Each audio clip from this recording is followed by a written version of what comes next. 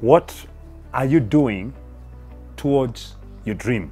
You see, it's one thing to have a dream, it's way another to actually live it.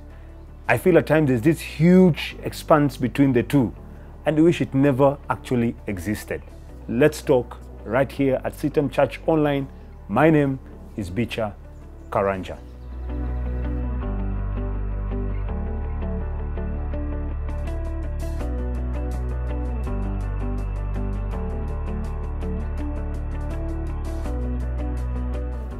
I'm sure you've heard of people who have been able to live their dreams, or at one point are actually living their dreams. And these people, when you interact with them, they will tell you those are memories and milestones that they love reliving in their minds in regards to what they were able to achieve.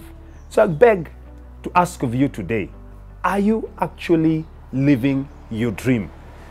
I have met people whom are moving from one field to another, moving from one career to another career.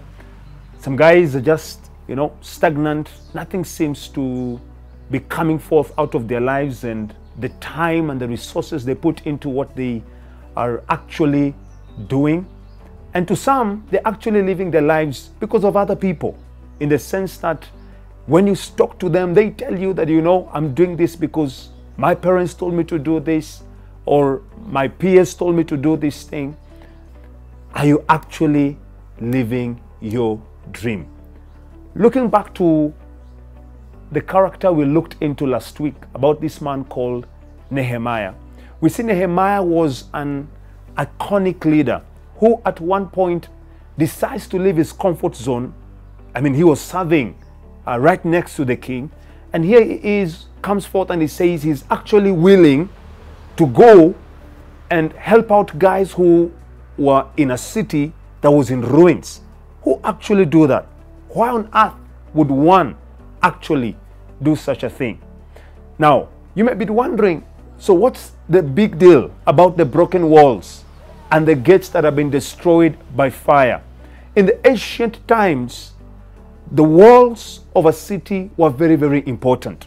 Walls symbolized protection, they symbolized strength, they symbolized power.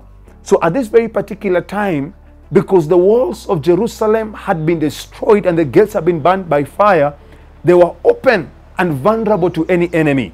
In fact, it is said by the time Nehemiah was coming in, it was almost 100 years. They had tried and failed many times. Anytime people tried to rebuild the walls of Jerusalem, a nation would come and attack them. And it said that these people were in total disgrace and trouble during that very season. This reminds me of how some of us really struggled to get to where we are, especially as pastors. It's becoming unpopular by the day if you actually come forth and say that you want to become a pastor. But at one point, I had to stand firm, and I had to soar above the daunting negative statements that were being made. And it wasn't easy. But today, I am grateful to God that I actually pursued the dream that He placed in my heart. Every time when I look back, I'm grateful that at any given point, I do not regret the decision I made towards investing in the lives of people when it comes to spiritual matters. For Nehemiah, he had a story. At this very particular time, he looks and he says, yes, per se, I'm doing well. Others are there in a city that is way far beyond. It was almost 800 miles away. But he still chooses to let go of the comfort that he was in so that he can be able to go and make a difference where the Lord was actually sending him. So he comes, requests to go to that ruined city, and when he arrives there, he marshals people around him, right from chapter 2. And the next thing we see is that he was able to have his dream kick off. I'm here to mention to you today that don't just dare to dream, rather dare your dream. Nehemiah decided, you know what? I will dare my dream. I will dare my dream. it reminds me of two shoe salespeople who both of them came to Africa. One person went back and gave this report that I went to Africa and I found people without shoes.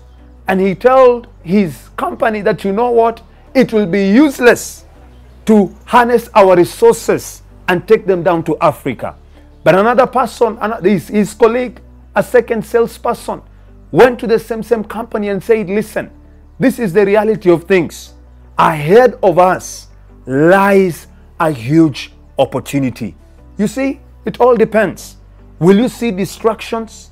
Will you see obstacles? Will you see roadblocks? But will you see opportunities? You might be asking, so when do I begin? Let me remind you of an old Chinese proverb that says, the best time to have planted a tree was actually 20 years ago, and the second best time is now. My urge to you today is do what you can, where you are, with what you have. And when you choose to commit that dream to action, when you choose to surrender your life to God and to have that dream become a reality, the Lord will make it to succeed according to his sovereign will. I end again by telling you, dare to dream and dare your dream. The Lord bless you. In case you have any question, any comment, feel free to engage us on our social media platforms, on Facebook, on Instagram, on YouTube. We'll be more than willing to be able to engage with you. The Lord bless you, and see you next time.